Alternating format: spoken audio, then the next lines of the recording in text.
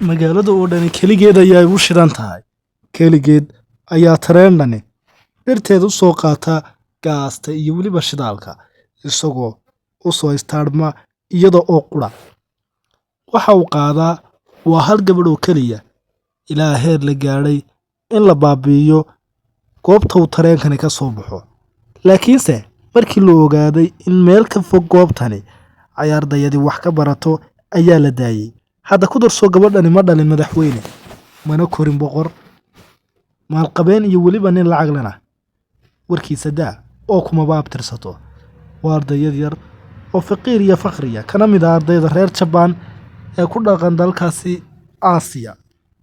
Keligeed ayaa uu tareenkani qaadaa iyada ayaana u soo istaarmaa muddana sidaas ayaa uu ku geynayay gurigeeda iyo goobteeda waxbarasho oo isaga kala gooshiyay.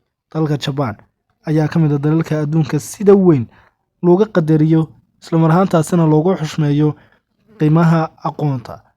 Aqoontuna dalka Japan waxay ka dhigtay inuu noqdo mid ka mid ah dalalka hormuudka iyo hoggaanka u ah haddaanu kan koobaadba noqon wadamada soo saara gaadiidka noocyadiisa kala duwan ee gawaadhida.